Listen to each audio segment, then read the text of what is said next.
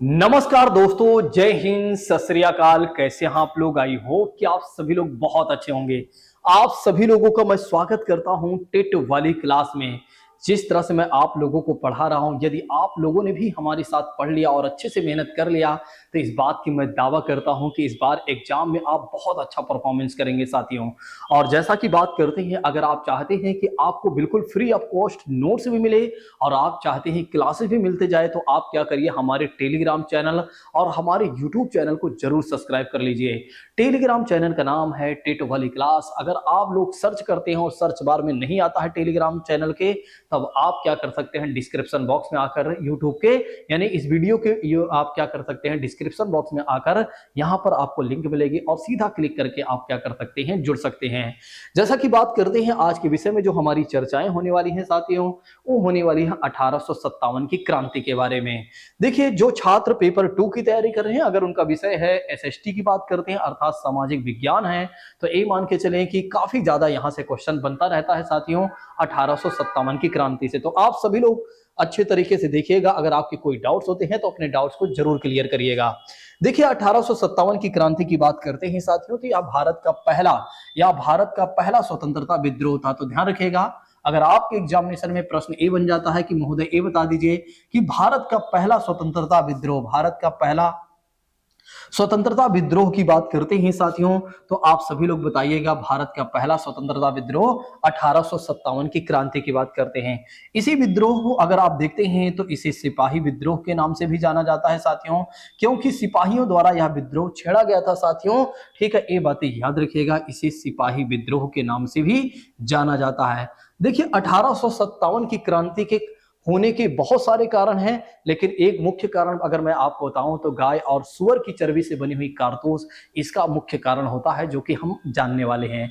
आइए समझते हैं। देखिए, आप सभी लोग जाइएगा नहीं, क्योंकि यहां से काफी ज्यादा क्वेश्चन पूछे जाते हैं और किन कैसे क्वेश्चन पूछे जाते हैं ये भी मैं आप सभी लोगों को बताऊंगा और कहां से क्वेश्चन बनते हैं। आइए सबसे पहले जानते हैं कि आखिर 1857 की क्रांति होने के पीछे का मुख्य कारण क्या था। सबसे पहली बात करते हैं अंग्रेजों के द्वारा जो पुराने जमींदार रहे साथियों, उनकी जमीनें और उनके अधिकारों को छीन लेना साथियों, और जिसकी वजह से अगर आप देखते हैं तो भारतीय लोगों में काफी आक्रोश बढ़ जाता है इस बात को लेकर कि अंग्रेजों की जो नीतियां हैं हमेशा शोषणकारी वाली हैं।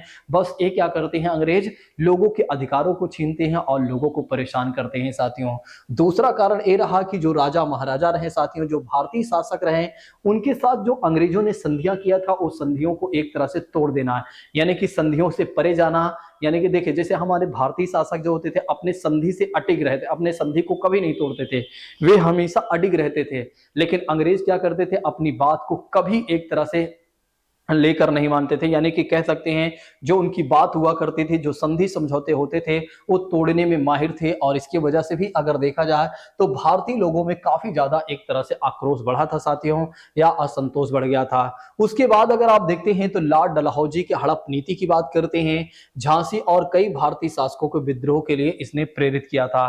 दरअसल लॉर्ड डलहौजी की बात करते हैं, इसकी एक नीति थी कि अगर किसी भी भारतीय शासक के पास, किसी भी भारतीय शासक अर्थात राजा महाराजा है, अगर उसके पास कोई वारिस नहीं है तो वो किसी को गोद नहीं ले सकता है कि अपना वारिस बना दे।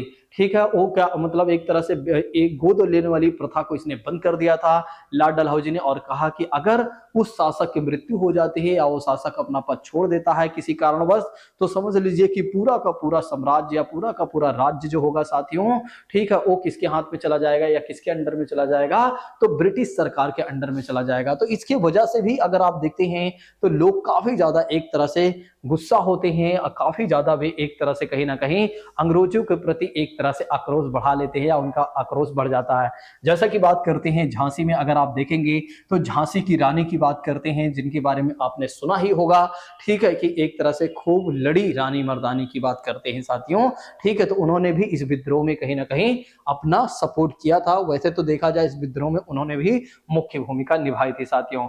अंग्रेज अफसर भारतीय सैनिकों को घृणा की दृष्टि से देखते थे। देखिए, अंग्रेजों की सबसे बड़ी बात यह थी कि वे वे जो भारतीय लोग थे, जो भारतीय सैनिक इनके साथ काम करते थे, उनको एक तरह से हे दृष्टि से देखते थे, अच्छी दृष्टि से नहीं देखते थे। और दूसरी बात करते हैं, बड़े बड़े पदों पर अंग्रेज खुद बैठा करते थे, उनके ही मुख्य आदमी बैठते थे। और छोटे पदों की बात करते हैं, वहां पर भारतीय लोगों को बैठाते थे, ठीक है, या उनको उस पद को देते थे जो छोटे पद, बिना जो मतलब एक तरह से कह सकते हैं कि ज्यादा से ज्यादा बैल वाला काम जिसमें रहा होगा, वो सारे काम भारतीय लोगों को सौंप देते थे। और बड़े बड़े पदों पर जहां ऐशो आराम करना है, वहां पर कह सकते हैं अंग्रेजों के जो एक तरह से मुख्य लोग हुआ करते थे, वही लोग बैठा करते थे, या अंग्रेज कह सकते हैं, अंग्रेजों के जो सपोर्टर रहा करते थे साथियों, ठीक है। नेक्स्ट बात करते हैं, और जब भारतीय लोग एक तरह से किसी लड़ाई से लौट कर आते थे तो उन्हें किसी भी प्रकार के कोई भत्ता नहीं दिया जाता था अंग्रेजों के द्वारा। अच्छा, अंग्रेज एक तरह से अगर देखा जाए तो कहते थे कि आपको अलाउंसेस मिलेंगे, लेकिन फिर कोई अलाउंसेस नहीं देते थे। और इसके वजह से भी भारतीय लोग काफी ज्यादा आक्रोशित थे साथियों। इस बात को ध्यान रखिएगा। 1857 की क्रांति की बात करते हैं, बस वही बात है जैसे कोई बच्चा रोने वाला है, बस कोई टच कर दे तो बच्चा रोना शुरू कर देगा, बोलेगा इन्होंने हमें मारा है साथियों। उसी तरह से भारतीय लोगों की बात करते हैं, वे काफी ज्यादा पहले से ही भरे थे कि अंग्रेज अगर कोई गलती करते हैं और हमें परेशान करते हैं तो बस एक बार बस कोई गलती अच्छे से हो जाए, फिर इन्हें हम बताते हैं साथियों। तो समझ लीजिए 1857 की क्रांति का यही कारण रहा है। लेकिन अगर मुख्य तौर पर अगर आपसे पूछा जाता है आपके एग्जामिनेशन में, तो आप सभी लोग याद रखिएगा, गाय और सुअर की चर्बी से बने कारतूस चलाने को कहा गया था साथियों, जिसको चलाने से पहले मुंह से खोलना पड़ता था साथियों। और इसकी वजह से देखा जाए तो क्या होता है कि हमारे सैनिक विद्रोह कर देते हैं, क्योंकि ये हमारे धर्म के खिलाफ था साथियों। गाय और सुअर की चर्बी से बने कारतूस को उसको मुंह से पहले खोलना पड़ता था। इसकी वजह से क्या था कि अगर आप देखते हैं तो हमारा धर्म भ्रष्ट हो रहा था, और यही मुख्य कारण बनती है साथियों इस 1857 की क्रांति का, ठीक है। तो इसी की वजह से हिंदू और मुसलमान सैनिक भड़क उठते हैं, और उन्होंने क्या कर दिया साथियों, बगावत कर दिया साथियों, ठीक है। तो ये बातें याद रखिएगा, आप सभी लोग याद रखिएगा, सॉरी ये बात याद रखिएगा, आप सभी लोग भूलिएगा नहीं। अगर अन्य कारण की बात करते हैं तो अन्य कारणों में अगर ऐसे भी कारण आ जाते हैं तब भी आप समझ लीजिएगा कि एक तरह से अगर देखा जाए तो 1857 के कारण ये भी हैं। जैसे कि बात करते हैं सामाजिक और धार्मिक कारण भी है, क्योंकि हमारे समाज और हमारी सामाजिक परंपरा और हमारे धार्मिक चीजों में भी अंग्रेजों ने कहीं ना कहीं एक तरह से छेड़छाड़ किया था। और एक कारण ये भी है साथियों कि धार्मिक एक तरह से 1857 की क्रांति की बात करते हैं, जैसे सती प्रथा का अंत कर देना और हिंदू विधवा पुनर्विवाह अधिनियम ला देना। जैसे पहले क्या था कि जो हिंदुओं की महिलाएं हुआ करते थे, अगर किसी के पति की मृत्यु हो जाती थी तो फिर वो दोबारा शादी नहीं कर सकती थी, और अंग्रेजों ने कहा था कि नहीं, शादी कर सकती हैं, और उन्होंने एक कानून ला दिया था। और सती प्रथा की बात करते हैं साथियों, सती प्रथा को भी अंग्रेजों ने बंद कर दिया था, और जिसको बंद करने वाला व्यक्ति था साथियों लॉर्ड विलियम बेंटिक की बात करते हैं, जो भारत का पहला गवर्नर जनरल होता है।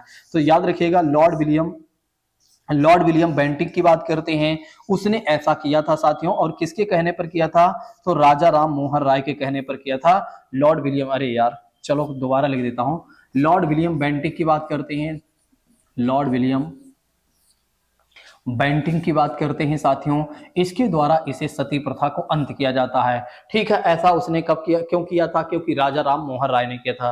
वैसे तो देखा जाए तो कहीं ना कहीं अंग्रेजों की ये जो पॉलिसी रही ये काफी अच्छी रही, लेकिन क्या था कि हमारे जो धर्म मतलब जो हमारे लोग थे, हमारे देश के लोग थे, उन्हें ये बातें नहीं भाई।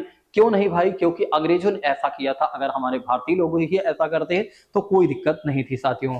उसके बाद अगर आप देखते हैं तो आर्थिक कारण भी है 1857 की क्रांति के पीछे, क्योंकि अगर आप देखते हैं साथियों कि एक तरह से अगर आप देखते हैं तो ब्रिटिश शासन के कारण गांव की आत्मनिर्भरता समाप्त हो गई। पहले क्या था कि जो गांव के लोग रहा करते थे वे एक तरह से आत्मनिर्भर रहा करते थे साथियों, लेकिन एक क्या होता है कि कृषि का व्यवसायीकरण हो जाता है और किसानों पर काफी ज्यादा बोझ बढ़ जाता है साथियों। तो ये भी एक कारण होता है, किसान भी काफी ज्यादा आक्रोशित होते हैं।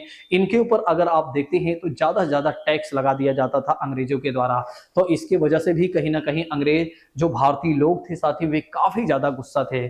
उसके बाद अगर आप देखते हैं तो सैन्य शिकायतें, जो कि मैंने बता ही दिया है, सेना में भेदभाव की बात करते हैं, वही आपको जो मैंने स्टार्टिंग में बताया है साथियों, और राजनीतिक कारण भी रहा है साथियों 1857 की क्रांति के पीछे का।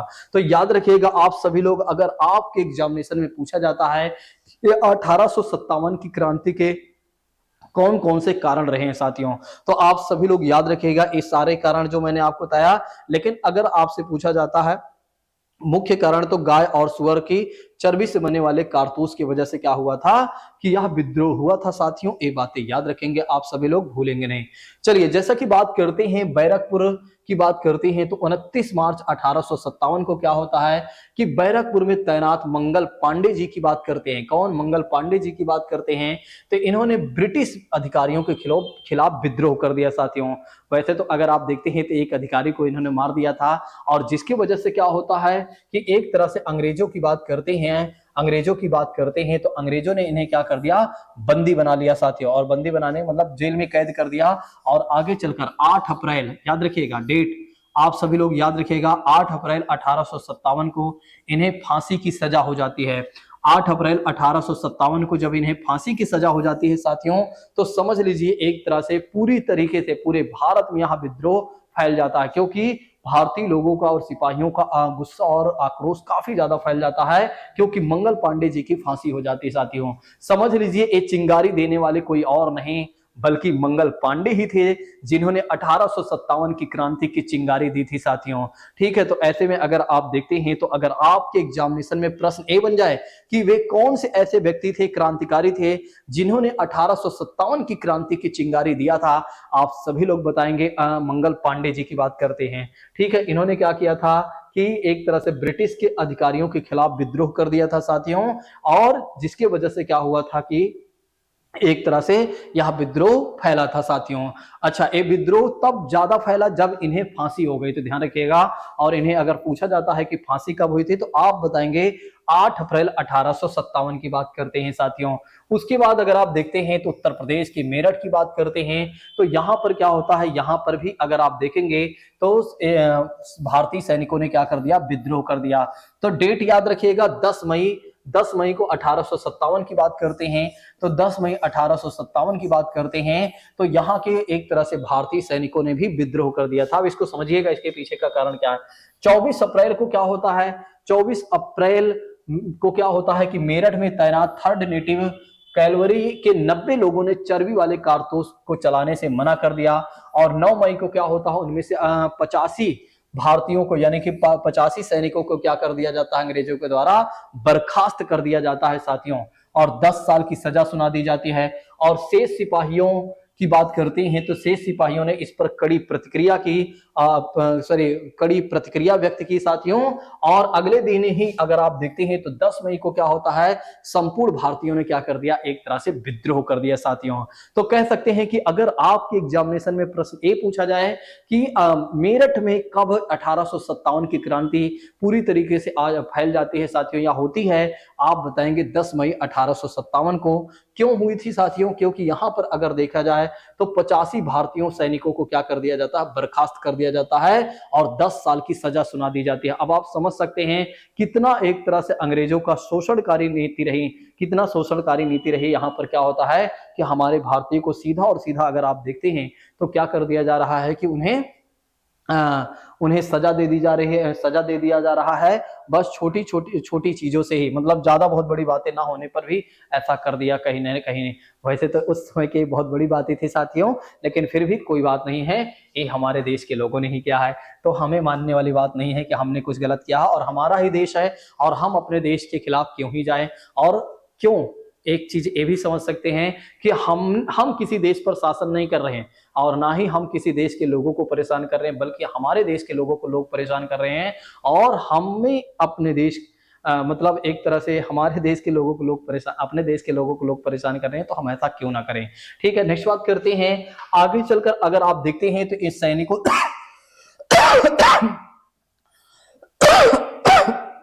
मेरठ के बाद अगर आप देखते हैं तो ये सैनिक आगे बढ़ते हैं दिल्ली की ओर और दिल्ली पर कब्जा कर लेते हैं। और दिल्ली पर अगर आप देखते हैं तो शासन रहता है किसका, मुगल सम्राट बहादुर शाह जफर की बात करते हैं। और बहादुर शाह जफर को 1857 की क्रांति का एक तरह से नेता बना दिया जाता है, यानी कि पूरा नेता घोषित कर दिया जाता है, भैया 1857 की क्रांति के नेतृत्वकर्ता बहादुर शाह जफर द्वितीय ही रहेंगे। और अंग्रेजों के ये बड़ी बात, ये बहुत ज्यादा गुस्सा आती है साथियों। फिर अंग्रेजों ने क्या किया कि इनको, बहादुर शाह जफर की बात करते हैं, इनको अंग्रेजों यहाँ इनको बंदी बना लिया साथियों अंग्रेजों ने। और बंदी बनाने के बाद क्या होता है, बंदी बनाने के बाद इनको म्यांमार, जिसे उस समय बर्मा के नाम से जाना जाता था, ठीक है, तो बर्मा जो कि एक देश है, म्यांमार भारत का पड़ोसी देश है, वहां पर रंगून के जेल में भेज दिया जाता है और वहीं पर इनकी मृत्यु हो जाती है। तो याद रखिएगा, बहादुर शाह जफर की बात करते हैं तो 1857 की क्रांति के समय के मुगल सम्राट थे। तो याद रखिएगा, मुगल सम्राट कौन थे साथियों, बहादुर शाह जफर थे। ये बातें आप भूलिएगा नहीं, आपके एग्जामिनेशन में ये पूछा जाता है साथियों। अगर लखनऊ की बात करते हैं तो लखनऊ में भी यह विद्रोह फैल गया था साथियों, और इस विद्रोह का नेतृत्व कौन कर रहा था, बेगम हजरत महल की बात करते हैं साथियों, यहां पर इसके कमान संभाले थे साथियों। झांसी की बात करते हैं तो झांसी में अगर आप देखते हैं साथियों, तो झांसी की कमान किसने संभाला था, तो रानी लक्ष्मीबाई की बात करते हैं साथियों, इस बात को भी ध्यान रखिएगा। और कानपुर की बात करते हैं तो कानपुर के कमान को कौन संभाला था, नाना साहब की बात करते हैं साथियों। ये बात भी याद रखिएगा कि नाना साहब ने एक तरह से अगर आप देखते हैं तो कानपुर में 1857 की क्रांति के कमान को संभाला था साथियों। और बिहार की बात करते हैं तो राजा कुंवर सिंह की बात करते हैं, जो कभी अंग्रेजों के मतलब अंग्रेजों के सामने नहीं झुके साथियों। इनकी बात करते हैं तो ये बिहार में इसका नेतृत्व कर रहे थे साथियों, इस बात को ध्यान रखिएगा। और एक और बात ध्यान रखिएगा, अगर आपके एग्जामिनेशन में प्रश्न ये पूछा जाए 1857 की क्रांति के समय भारत का गवर्नर जनरल कौन था साथियों, आप सभी लोग बताएंगे लॉर्ड कैनिंग की बात करते हैं। और लॉर्ड कैनिंग ही अगर आप देखते हैं तो भारत का अंतिम गवर्नर जनरल होता है साथियों। तो भारत का अंतिम गवर्नर जनरल कौन था, तो भारत का अंतिम गवर्नर जनरल था साथियों लॉर्ड कैनिंग की बात करते हैं। ये बातें याद रखिएगा, भूलिएगा नहीं। देखिए, अगर अब 2-3 क्वेश्चन मैं आपको यहां बता देता हूं। देखिए, पहली बात करते हैं, अगर आपसे पूछा जाता 1857 की क्रांति का मुख्य कारण क्या था, तो गाय और सुअर वाली चर्बी का गाय और सुअर से बनी चर्बी कारतूस को की बात करते हैं, इसके मतलब एक कारण तो ये रहा साथियों। दूसरी कारण बात करते हैं, अगर आपसे पूछा जाता है दूसरे कारण में कि 1857 की विद्रोह की बात करते हैं, इस विद्रोह की बात करते हैं तो सबसे पहले किसने छेड़ा था, ठीक है, तो ध्यान रखिएगा मंगल पांडे जी की बात करते हैं। उन्हें फांसी कब हुई थी, तो आप बताएंगे 8 अप्रैल 1857 की बात करते हैं। 8 अप्रैल 1857 को क्या होता है, उन्हें फांसी दे दी जाती है। किन्हें, मंगल पांडे जी की बात करते हैं साथियों, ठीक है। फिर उसके बाद अगर आप देखते हैं तो अगर आपसे पूछा जाता है मेरठ की बात करते हैं तो मेरठ में यह विद्रोह कब फैला था, आप सभी लोग बताएंगे 10 मई 1857 को। और मुगल सम्राट कौन था, तो बहादुर शाह जफर, जिन्हें बहादुर शाह जफर द्वितीय के नाम से जाना जाता है। तो बहादुर शाह जफर द्वितीय की बात करते हैं साथियों, ठीक है, तो याद रखिएगा आप सभी लोग, ठीक है, भूलिएगा नहीं। एक कौन थे, मुगल सम्राट थे साथियों, जो कि 1857 की क्रांति के समय थे, जिन्हें म्यांमार, जिसे आज बर्मा के नाम से उस समय बर्मा के नाम से जाना जाता था, वहां की जेल में डाल दिया गया था और वहीं पर इनकी मृत्यु हो गई थी। अगर आपसे पूछा जाता है कि भारत का गवर्नर जनरल कौन था उस समय का, आप बताएंगे लॉर्ड कैनिंग के बारे में साथियों। आगे चलकर अगर आप देखते हैं तो यह विद्रोह जो होता है साथियों असफल हो जाता है। तो ध्यान रखेंगे, यह जो विद्रोह होता है 1857 का, यह विद्रोह असफल हो जाता है। उसके पीछे का कारण यह होता है साथियों कि इसका मुख्य उद्देश्य नहीं पता था कि आखिर हम इस विद्रोह को कर क्यों रहे हैं, बस ये था कि कर रहे हैं और अंग्रेज जो हमें परेशान किए थे, बस उनको एक तरह से कहीं ना कहीं यहाँ से भगाना है, हमने ये सोच लिया था। बस ये था कि उनको, अंग्रेजों को निस्तो नाबूद करना साथियों, ये था। बाकी आजादी मिलना हम कहीं ना कहीं ये था, लेकिन सही तरीके से हमारा मेन डायरेक्शन ये नहीं, मतलब मेन ऑब्जेक्टिव हमने नहीं सेट किया था कि अगर इस विद्रोह को करने पर हमें क्या करना, इस विद्रोह का मेन ऑब्जेक्टिव क्या होगा, हमें इस विद्रोह से क्या प्राप्त करना है, आखिर लक्ष्य क्या है साथियों। दूसरी बात करते हैं तो इस विद्रोह के अविफलता के और भी कारण क्या रहे, जैसे कि बात करते हैं भारतीय क्रांतिकारी विभिन्न टुकड़ों और स्थानों में बटे हुए थे। बिल्कुल सही बात है, एकजुटता का अभाव की बात करते हैं, हम सभी लोग अलग अलग जगह पर बटे हुए थे, तो जिसकी वजह से यह विद्रोह असफल हो गया।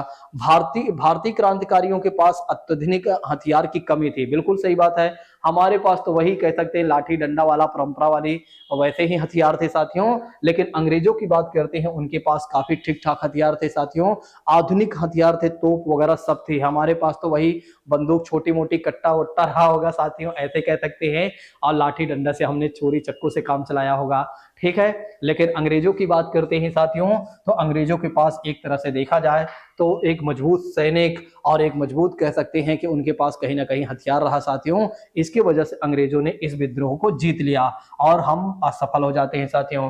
ठीक है, और हमारे भारतीय एकता में भी अभाव था साथियों। हम सभी लोग एकजुट नहीं थे। 1857 की क्रांति तो वैसे बहुत जगह फैल चुके थे, लेकिन कई ऐसे क्षेत्र हैं जहां पर अगर देखा जाए तो ये नहीं फैला था और हम सभी लोग में एकजुटता भी नहीं दिखाई दी। शिक्षित भारतीयों से समर्थन का भाव, जो पढ़े लिखे लोग थे, जो ठीक ठाक थे, जो इस विद्रोह का नेतृत्व कर सकते थे, उनकी बात करते हैं तो उनका कोई समर्थन नहीं था साथियों। साथ ही साथ अगर आप देखते हैं तो राजा महाराजाओं की बात करते हैं तो उनका भी कोई सहयोग नहीं मिला। और मुगल सत्ता के कमजोर की बात करते हैं तो मुगल सत्ता भी कमजोर हो चुकी थी साथियों। तो इसका एक कारण ये भी है। तो याद रखिएगा 1857 के विद्रोह के असफल होने के क्या कारण रहे हैं, तो ये सारे कारण आप लोग याद रखिएगा, भूलिएगा नहीं, क्योंकि आपके एग्जामिनेशन में पूछा जाता है साथियों। अब 1857 की क्रांति होने के बाद कौन कौन से फैसले लिए जाते हैं। एक तो सबसे पहली बात करते हैं साथियों, 1857 की क्रांति के बाद क्या होता है, एक अधिनियम पास किया जाता है। ठीक है, चार्टर अधिनियम भारत सरकार 1858। और इस अधिनियम में कहा जाता है कि देखिए भैया, अब से ईस्ट इंडिया कंपनी के शासन को समाप्त किया जाता है। तो ब्रिटिश सरकार क्या करते हैं, ईस्ट इंडिया कंपनी के शासन को समाप्त कर देती है साथियों। ठीक है, तो याद रखिएगा, अगर आपसे एग्जाम में पूछा जाता है कि 1857 की क्रांति के बाद कौन सा कदम उठाया जाता है, तो आप बताएंगे कि एक तरह से इस समय क्या होता है, इस समय क्या होता है साथियों कि ईस्ट इंडिया कंपनी के शासन को समाप्त कर दिया जाता है। और जो पहले भारत का गवर्नर जनरल का पद हुआ करता था, उसकी उपाधि बदल दी जाती है। अब उसे क्या कहा जाता है, वायसराय कहा जाता है। यानी कि वायसराय का पद एक तरह से सृजित कर दिया जाता है या उपाधि दे दी जाती है। और उस समय फिर भारत का पहला वायसराय कौन बनता है, वही लॉर्ड कैनिंग ही बनता है साथियों, भारत का पहला वायसराय। तो याद रखिएगा, अगर आपसे पूछा जाता है कि भारत का अंतिम गवर्नर जनरल कौन था, दिन आप बताएंगे लॉर्ड कैनिंग के बारे में ही। और भारत का पहला गवर्नर वायसराय कौन था, तब भी आप बताएंगे लॉर्ड कैनिंग को ही। चलिए आइए देख लेते हैं यहाँ पर क्या लिखा गया है। तो अंग्रेज सरकार ने भारत के शासन की जिम्मेवारी सीधे अपने हाथों से ले ली। बिल्कुल सही बात है। अब यहाँ पर क्या होता है कि अंग्रेजों की बात करते हैं या ब्रिटिश सरकार जो कि लंदन में बैठी हुई है, अब सीधा एक तरह से उसका नियंत्रण भारत में हो जाता है। पहले ईस्ट इंडिया कंपनी शासन कर रहे थे, उसके शासन को क्या कर दिया जाता है, समाप्त कर दिया जाता है। ब्रिटिश संसद ने ईस्ट इंडिया कंपनी के सारे अधिकार ब्रिटिश साम्राज्य के हाथों में सौंप दिया साथियों, यानी कि पूरे अधिकार छीन लिया साथियों। उसके बाद अगर आप देखते हैं, देश के सभी शासकों को भरोसा दिया गया कि भविष्य में कभी भी भू क्षेत्र पर कब्जा नहीं किया जाएगा। तो फिर अंग्रेजों ने कहा कि देखो भैया, अब हम आप सभी लोगों के साथ रियायती बरतते हैं। अब किसी भी एक तरह से भू क्षेत्र यानी कि जो भूमि है साथियों, किसी की भूमि को कब्जा नहीं किया जाएगा अंग्रेजों के द्वारा, क्योंकि अंग्रेज समझ चुके थे अगर भारत में हमें शासन करना है तो भारतीय लोगों को साथ लेकर चलना पड़ेगा। और अगर आप देखते हैं साथियों, तो भारतीय शासकों को ब्रिटिश शासन के अधीन चलाने की छूट दे दी गई और भारतीय शासकों को कहा गया कि अब आप क्या कर सकते हैं, अपना शासन चला सकते हैं और वो भी एक तरह से हमारे अधीन रहेंगे, बस आप चलाइए, कोई दिक्कत नहीं है, हमारा थोड़ा बहुत नियंत्रण आप पर बना रहेगा। उसके बाद अगर आप देखते हैं तो भारतीय सेना में भारतीय सिपाहियों का अनुपात कम करने और सिपाही यूरोपीय संख्या को बढ़ाने का फैसला लिया गया और मुसलमानों की जमीन और संपत्ति बड़े पैमाने पर जब्त कर दी गई साथियों। इस समय अगर आप देखते हैं तो मुसलमानों की संपत्ति को थोड़ा बहुत जब्त कर लिया जाता है अंग्रेजों के द्वारा। ठीक है, नेक्स्ट बात करते हैं। हाँ, एक तो ये हो जाता है। नेक्स्ट बात करते हैं, अंग्रेजों ने फैसला किया कि वे भारत के लोगों के धर्म और सामाजिक रीति रिवाज का सम्मान करेंगे। अब ये देखिए, अंग्रेजों ने कहा भैया अब हम आपके धर्म के साथ, आपके रीति रिवाज के साथ कोई छेड़छाड़ नहीं करेंगे। ठीक है, इस बात को ध्यान रखिएगा। भूस्वामियों और जमींदारों की रक्षा करने और जमीन पर अधिकारों को स्थायित्व देने की नीतियां बढ़ा दी गई। अब जमींदारों की जो जमीनें छीनी गई हैं साथियों, वो दे दी जाएंगी कहा जाता है, और किसी की जमीनें नहीं छीनी जाएंगी, उनके जो अधिकार हैं वो भी उन्हें मिल जाएगा साथियों। इस बात को ध्यान रखिएगा, भूलिएगा नहीं, क्योंकि आपके एग्जामिनेशन में यहां से प्रश्न बन सकता है साथियों। एक क्वेश्चन है कि 1857 की क्रांति की बात करते हैं, इसका विद्रोह किसके नेतृत्व में हुआ था। आप लोग जानते हैं मंगल पांडे की बात करते हैं, इसका ऑप्शन बी सही हो जाएगा। ठीक है, तो साथियों जैसा कि बात करते हैं 1857 की क्रांति के बारे में मैंने आप सभी लोगों को बहुत बेहतर तरीके से बता दिया है। अगर आपके पास समय है तो चलिए बस हो गया, कंप्लीट हो गया। वैसे अभी एमसीक्यूज कराऊंगा तो फिर इसकी क्लास बहुत बड़ी हो जाएगी। ठीक है, तो साथियों जैसा कि बात करते हैं, आज मैंने आप सभी लोगों को 1857 की क्रांति के बारे में बहुत अच्छे से बता दिया। अगर आपके एग्जाम सॉरी अगर आपके कोई डाउट्स होते हैं तो आप सभी लोग अपने डाउट्स को कमेंट बॉक्स में जरूर लिखिएगा। ठीक है, अब हम जाते जाते अब आप सभी लोगों से लेता हूं मैं अलविदा और मिलूंगा अगली क्लास में। Thank you so much. जय हिंद दोस्तों, take care all of you.